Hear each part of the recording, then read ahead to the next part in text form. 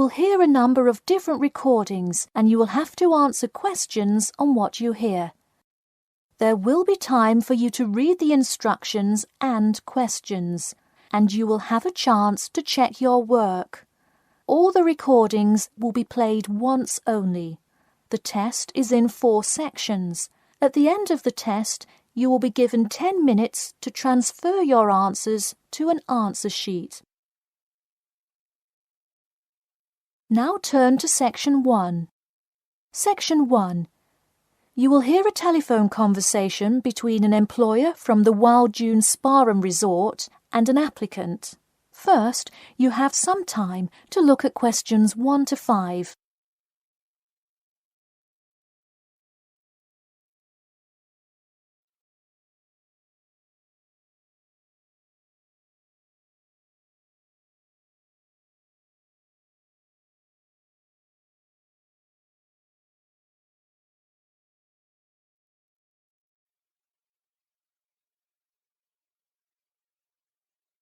You will see that there is an example which has been done for you.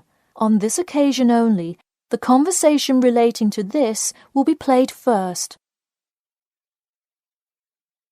Hello, is this John Murphy? Hi, yes it is. Hi John, this is Ed Heisenberg from the Wild Dune Spa and Resort, calling about your application for our lifeguard position. Do you have a few minutes to talk? Yes, absolutely. The employer says that he is calling about the application for their lifeguard position. So, lifeguard has been written in the space. Now we shall begin. You should answer the questions as you listen, because you will not hear the recording a second time. Listen carefully and answer questions 1 to 5. Hello, is this John Murphy? Hi, yes it is. Hi John, this is Ed Heisenberg from the Wild Dune Spa and Resort, calling about your application for our lifeguard position. Do you have a few minutes to talk?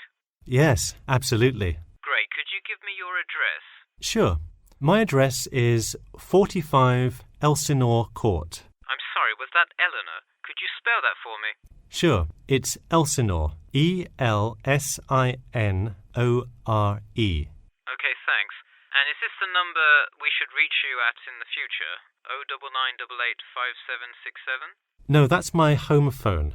But let me give you my mobile number instead. 077 896 245. Call me on that one. Okay, I'll make a note of that. Could you tell me your availability? Sure, I'm usually available during afternoons or weekends. I'd prefer not to be scheduled on weeknights because I work part-time as a waiter. That shouldn't be a problem, since we don't stay open very late anyway. And do you have any other employment experience? Yes, I've worked at a few other places. I was the baseball coach at Richmond High School last season. I see. And do you have any other experience that you would like us to note on your application? Yes. Last year I worked at the beach as a rescue diver. Rescue diver? That sounds intense.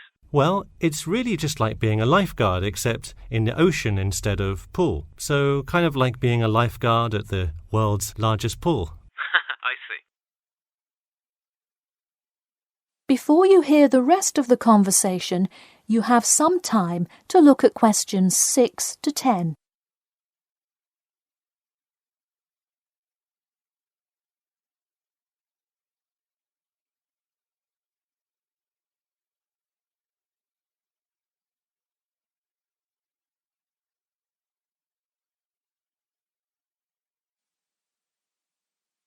Now listen and answer questions 6 to 10. So could you tell me about the relevant skills you have? I'm guessing a lot given your experience. I'm CPR certified and have 2 years of diving experience. Great. It sounds like you are well qualified for this position. When does your CPR certification expire? I think in November, but let me quickly check my CPR card. Actually, it expires in October. Okay, so regardless, you have it through the end of the summer. When is your ideal time to work? Since I work in the restaurant on weeknights, I like weekends best, specifically Saturday mornings. I see. We do already have a lot of staff available on Saturdays, but I do need an early morning shift lifeguard. How early could you work Saturday morning? I can get there by 6 o'clock if need be. You'll be happy to know we open a little later than that, but I'll put you down for Saturday mornings here. Oh, awesome. I can't wait to get started. How about you come in next Saturday, the 12th? That sounds good. Great. We can figure out other shifts for you to work when you come in then. One last thing, just out of curiosity, where did you hear about us? I heard your ad on the radio while I was driving this morning. You know, I think you're the first person who has responded to our radio ads. It's almost always people who have seen us in the newspaper. Yeah, I don't have time to read through the newspaper every morning. I have plenty of time in the car to listen to radio ads. That makes sense. Well, thanks for your time, and we'll look forward to seeing you on the 12th. That is the end of section 1. You now have half a minute to check your answers.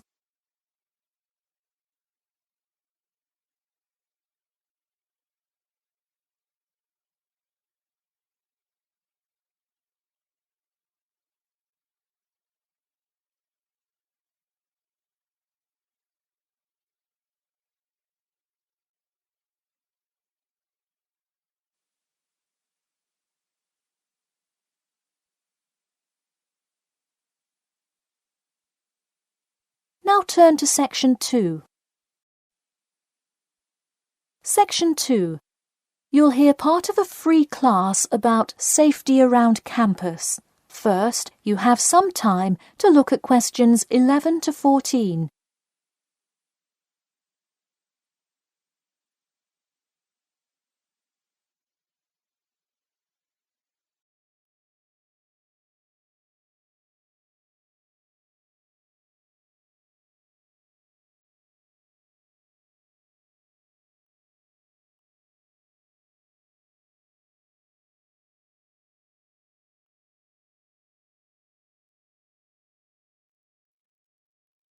Now, listen carefully and answer questions 11 to 14. Good evening. I'm Geoffrey Miller from the University of Nottingham Student Union, and in this week's free class, Carlos Garcia is going to tell us about safety around campus. Over to you, Carlos. Thank you, Geoffrey, and thank you all for your attendance today. Also, I'd like to thank the Student Union here at the university for organising this lecture. Well, I've been serving and protecting the city of Nottingham for over 20 years now as a member of the police department. Does anyone know what type of crime is the most prevalent on campus? I heard someone say drugs and alcohol. That actually isn't too much of an issue. Violence? Nope. Actually, the biggest thing we worry about here is theft. The nature of crime on Nottingham's campus is quite different from that of the surrounding areas. Crime rates across the East Midlands are very difficult to control. We'd like to see the rate stay the same for this calendar year, but it has been increasing steadily over the past 3 years. On campus, however, I'm happy to say that the overall crime rate has fallen this year. You wouldn't think so if you've seen the extremely exaggerated stories in the media. The media has done nothing but cause more concern about crime in our area. Even the crime shows you see today are a little bit far-fetched, but at least viewers know they're not real events. We'd really like to see more factual news articles out there so the public can have a rational sense of the safety level of our society. Before you hear the rest of the talk, you have some time to look at questions 15 to 20.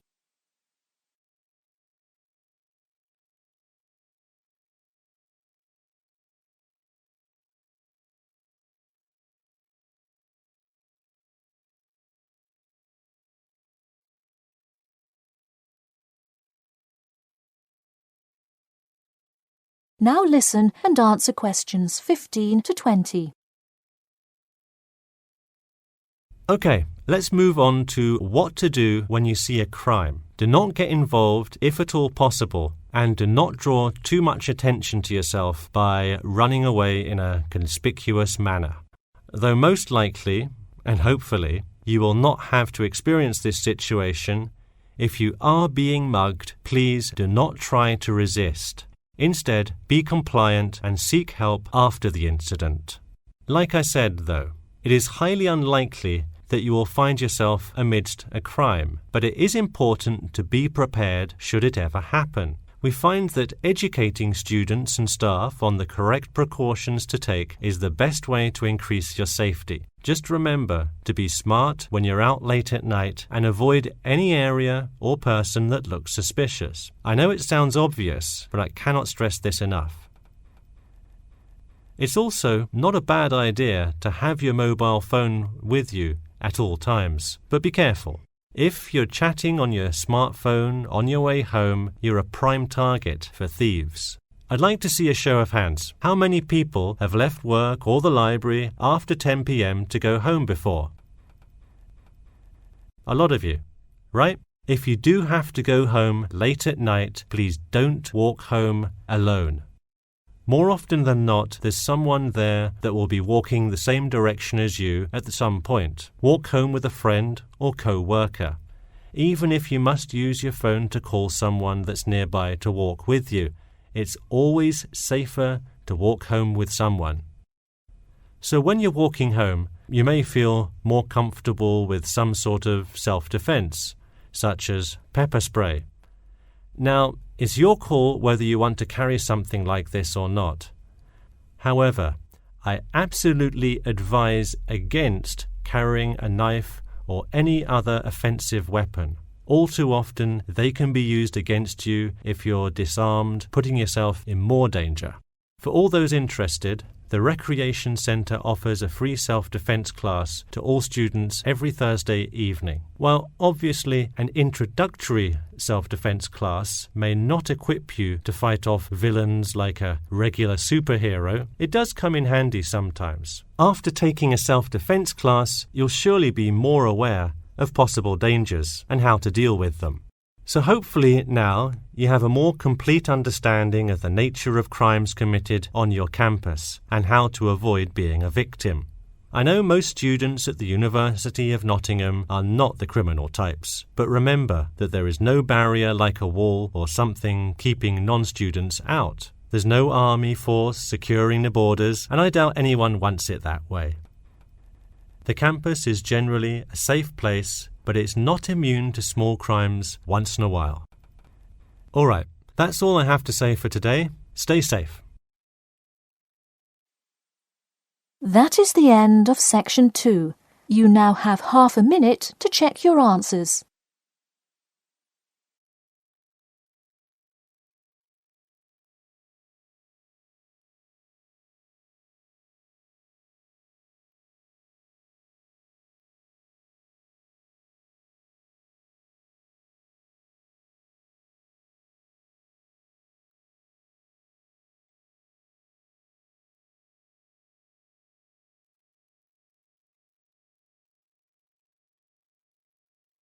Now turn to Section 3.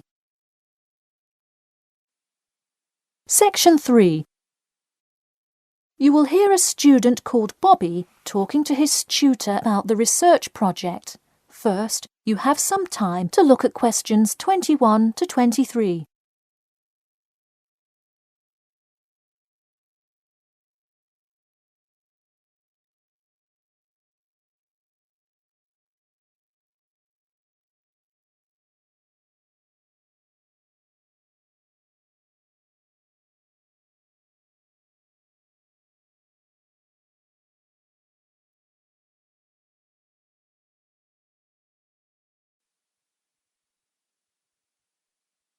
Now listen carefully and answer questions 21 to 23. Hi Bobby, go ahead and sit down. Tell me about your research project. Well, I decided to research football and keys for success on a football team. That sounds great. What are the guidelines for the test? Did the teacher talk to you about it in class? No, everything is on a handout that was passed out. It says that the first draft is due at the end of next week and the second and third are due later on in the month. I don't understand why we have to keep revising and fixing it. Is this assignment really that important? Well, this project is a major requirement for passing 11th grade English and will go on your permanent record. Oh, really? Does that mean it will affect what English level I am placed in next year? Well, not exactly. You need a good grade to move on, but it is your overall grade and teacher recommendation that determines what level of English you are placed in next year. Anyway, tell me about your topic choice. Do you play football? Well, actually, it's because my father loves the sport. He watches it every weekend. Cool. It's a good idea to report on something you're interested in. Before you hear the rest of the talk, you have some time to look at questions 24 to 30.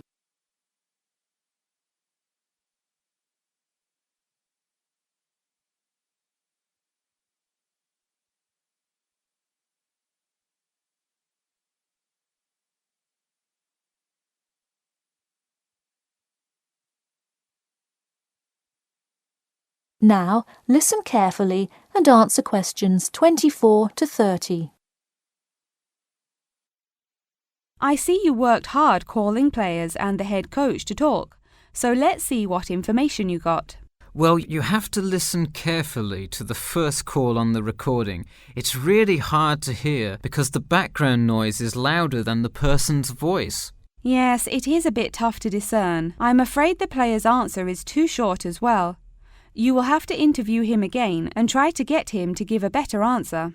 Okay, I thought that might happen. I will call him again tomorrow. Moving on, let's look back at this question. You asked, tell me about a time when you learned a major life lesson through playing football and explain how that has shaped the person and player you have become now and how you hope to pass on that lesson. It is a great idea for a question, but in an oral interview it is far too complex. I would advise you to break it up into multiple parts to get a better response. I guess you're right. I wouldn't want to have to provide an answer to a question like that. I will simplify it. I found that when I asked players this question, it took too much time because they were struggling to answer the question completely. In fact, this is the question Joe Billings was answering when the tape ran out. He did tend to ramble on all the questions, didn't he? He sure did.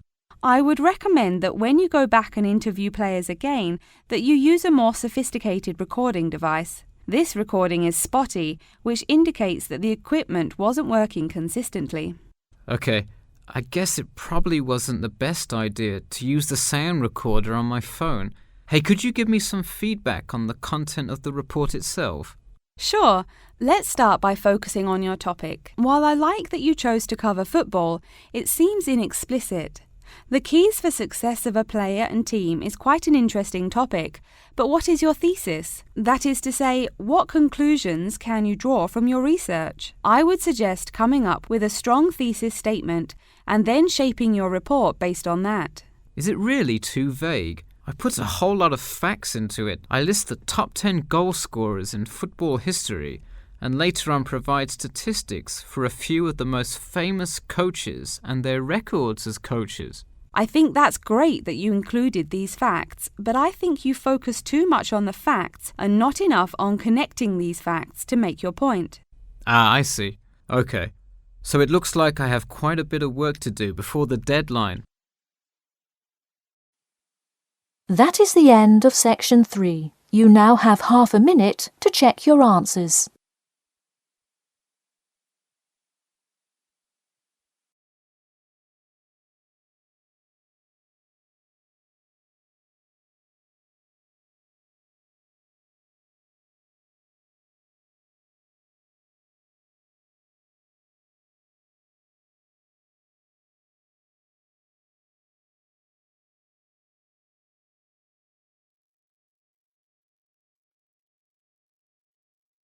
Now turn to section 4. Section 4. You will hear part of a lecture about how to give a quality speech. First, you have some time to look at questions 31 to 40.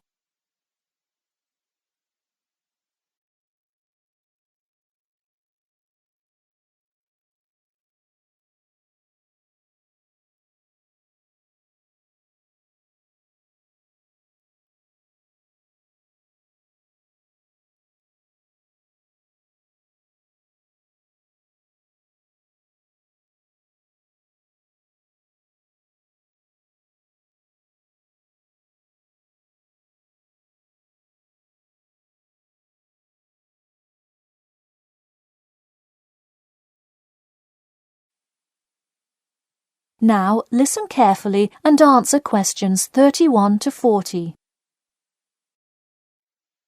Good morning. Today I am going to cover the daunting task of giving a quality speech, a thought that makes most of us cringe. In fact, 90% of all people feel nervous about public speaking, about 10% of whom are described as genuinely terrified. Hopefully, when we are finished here today, you all will be in the 10% of the population who do not feel nervous at all. Did you know that lecturers tend to get more nervous if the speech they are giving is an important one? It makes sense, right? You probably wouldn't be nearly as nervous to address your residence hall about the proper use of the recycle and compost bins as you might be if you were asked to give the graduation speech to your entire 5,000 student class. So what is it that makes some people completely comfortable in front of crowds? Some people think that the ability to give a good speech is a gift that others are simply born with. This is almost never the case. Public speaking can be learned with practice. The first most important thing you can do to improve your confidence in delivering a speech is to prepare a quality speech. Honestly, while the content of your speech is relatively important, the audience will really only remember the last sentence you say. It is a good idea to structure the rest of your speech to lead up to this last point to really drive your message home. This is a good way to ensure that your speech is well organized.